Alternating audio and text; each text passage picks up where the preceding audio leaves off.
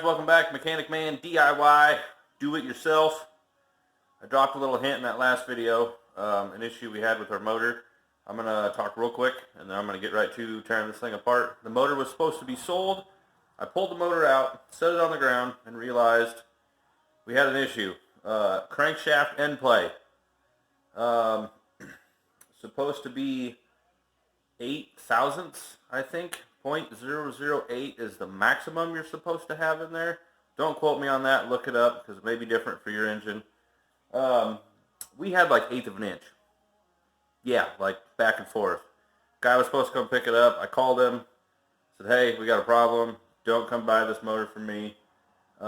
Which sucks, but did the right thing. I would have felt really bad had the guy got home with this motor, slapped it in his car, his project, and found out that it was in fact junk. So, we're going to get right to it. I got the motor pulled apart over here. I wanted to dig in and see just how bad it was, if we could possibly put in a new bearing and fix it. But, as you're going to see, it was way worse than that. Alright, we got this thing repositioned a little bit, did a little research. Our thrust bearing is indeed right inside here. So, I've already determined that our end play in our crank is way out of spec, and as far out of spec as it is, pretty much tells me right now that we got some major issues in here. So we're going to peel this off real quick. I'm going to pull this cap off. The oil pump's got to come off, and then we're going to see just how much damage is done to what we're looking at is the crankshaft. Now, the bearings are replaceable, but if the bearing wore too far, there's a good chance it destroyed this crankshaft. So I'm going to rip it apart and see what we're dealing with here.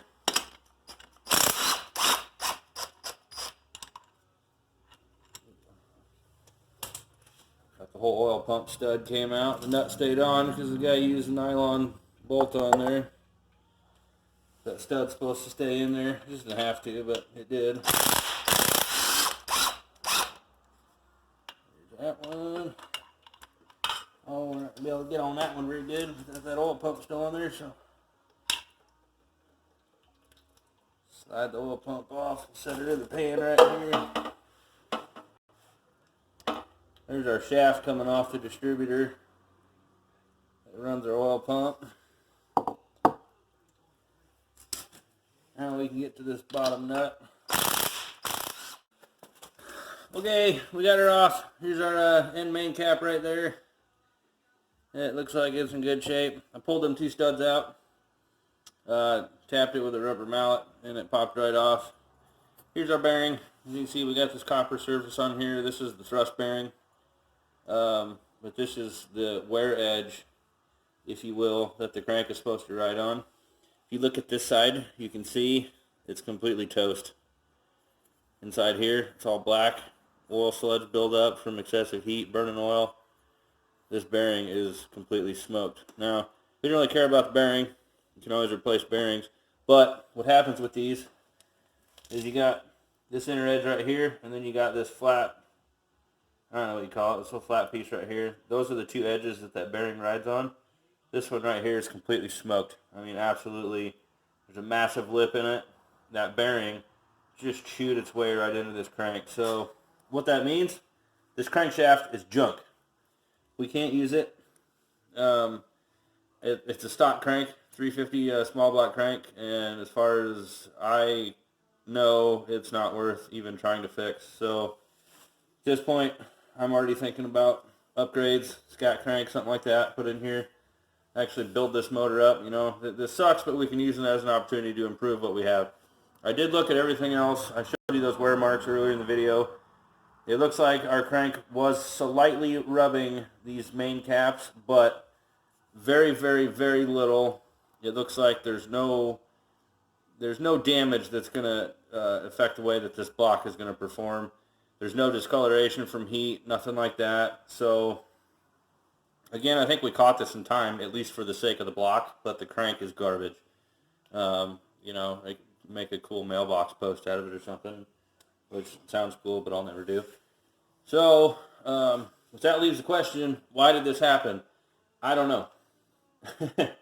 I have no idea. You know, again, I don't know the history and the life of this motor. You know, that is something that could be consistent with, you know, being hooked up to a manual transmission where you have the pressure of the pilot bearing, or the, I forget what you call it, the thrust bearing for your clutch and all that. You know, when every time you push the clutch, you're actually pushing pressure on this crank, which would push forward up against that surface and wear it out.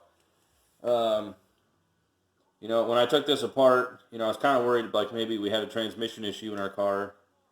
When I took this apart, there was plenty of room in between the torque converter and this flywheel, so I don't think that this issue was caused by our transmission that we're using.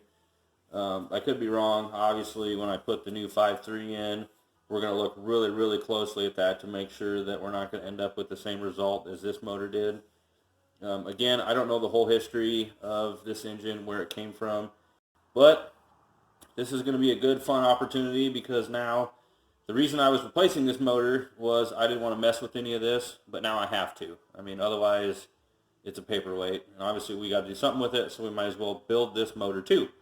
And at which point we can either sell it or find some other project to put it in, because this thing ran so good, it was ridiculous. I mean, it just absolutely destroyed the tires on our car. I mean, you just barely touch the throttle and it would just blow the tires off. This motor was amazing. So at this point, with a stronger crank in it, maybe look into a girdle or something like that. We already got the ARP studs. We can really build this bottom end up and really make this a ripper. So I'm kind of excited. I mean, it sucks. I was hoping to get this out of here, get some money in my pocket, but now I guess we just have to build it. So stay tuned. You know, let me know if you ever dealt with this before, what you did, your recommendations on different cranks that we can put in this bad boy, what we should do to it. Probably end up sending the block out to machine shop, make sure everything's squared up in good shape before we slap all new bearings in it. But yeah, be sure to like the video, comment, subscribe. Let me know what you think, and stay tuned, because now we got two motors to build, and you know, we got the 5.3 going into the Camaro, and maybe now it's time we start looking for something to put this motor in. So anyways, thanks again. Dadgummit, stay good. We will see you later.